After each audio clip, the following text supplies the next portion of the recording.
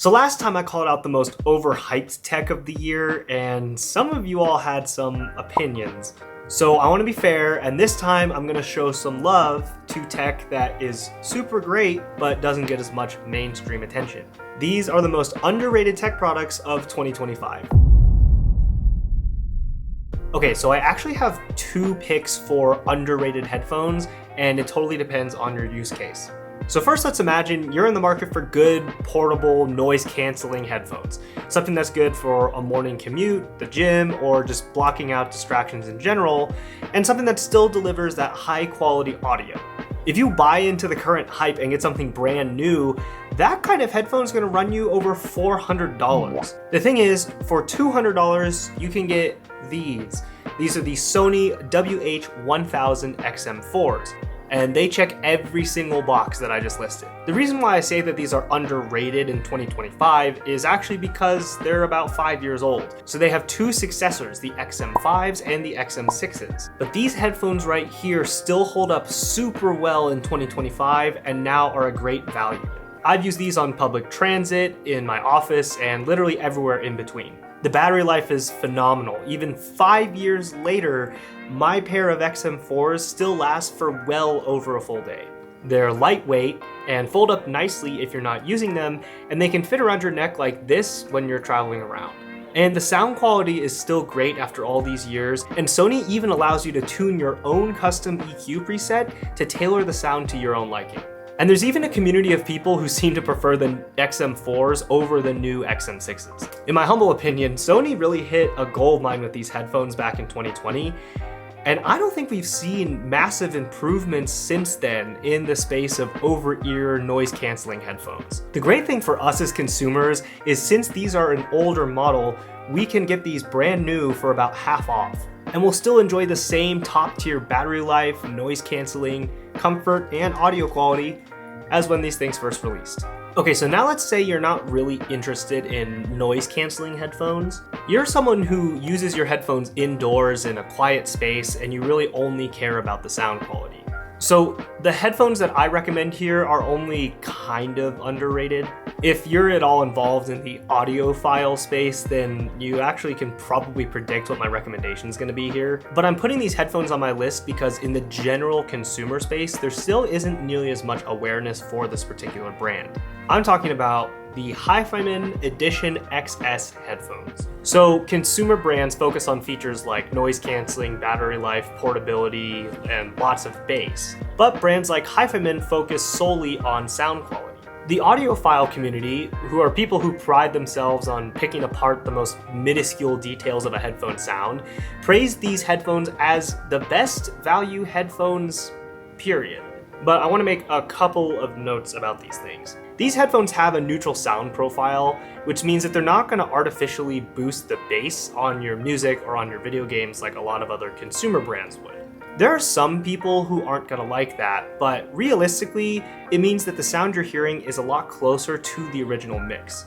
Second, these headphones are open back, meaning that they actually project the noise you're hearing into the room around you a lot louder than most headphones that you've probably used before. But the thing that's going to set these things apart from any other headphone that you've probably tried is going to be the sound stage. Because these headphones are open back, sounds aren't going to feel like they're coming from inside your head.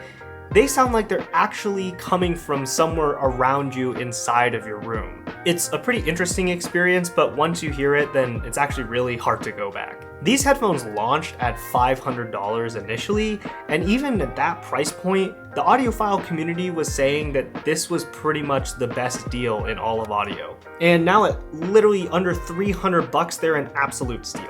Best sounding headphones I've ever used, period. Oh, and they're wired, by the way, I just don't have them plugged in. Okay, so last video I bashed on Hall effect keyboards as overhyped. And look, me personally, I still stick to that opinion. I just don't think that that switch is gonna make that much of a difference to most people. However, I'll be the first to admit, objectively, it just is a better technology. I just don't think that you should go out of your way to pay extra for it. So if a brand releases a keyboard that's high quality and it's cheap and it just happens to also have Hall effect switches, then of course I'm gonna recommend something like that. Enter this guy, the Daru Cool 60 keyboard. and this is my new main gaming keyboard. I just picked this thing up a couple of weeks ago, and like I said in the last video, I wasn't particularly impressed by the Hall effect switches or the rapid trigger feature in particular. However, I actually still prefer to use this keyboard over the custom that I had been using for years. I like the keycaps a lot. They feel high quality and they're satisfying to the touch. The per key RGB lighting looks great, and the typing experience is really excellent. And me personally, I actually think it sounds really good just stock. Here's the thing, this thing costs $35.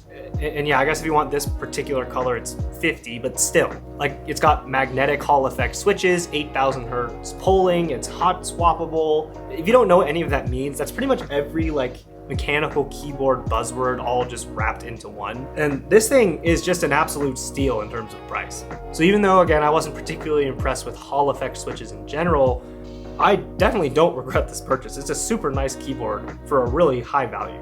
The only trade-off is that this thing is a plastic keyboard, and that's gonna turn off some people who really like their metal keyboards. But as a guy who owns quite a few metal keyboards, I really still think that this thing feels and sounds great. Highly recommend that you pick this thing up.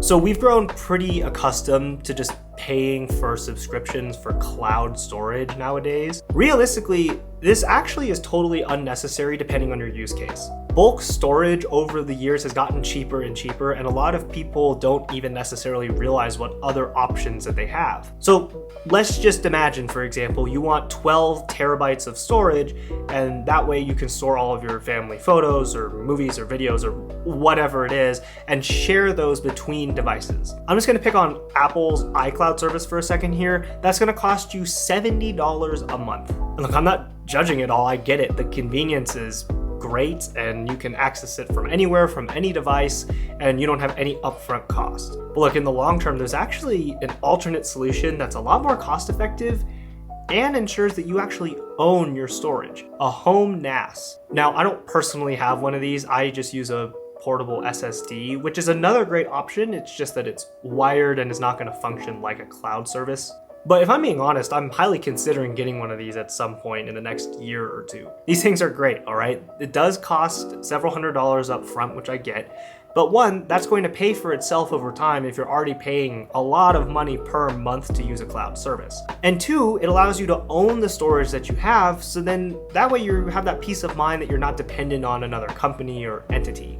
And finally, it allows you to easily expand storage beyond something like 12 terabytes if you need that much. So it's going to automatically be connected to any device on your home network, and it's actually pretty simple to set up a VPN to safely connect to your files from literally anywhere, just like your own personal cloud. I think we've just gotten really accustomed to paying monthly subscriptions as if they're not even money coming out of our wallets, but then we get really intimidated if there's a significant upfront cost on a solution that's going to pay for itself over time. In this case, for me, I personally want to own all my storage and not depend on a company like Google or Apple or whoever, but I suppose that that's up to you.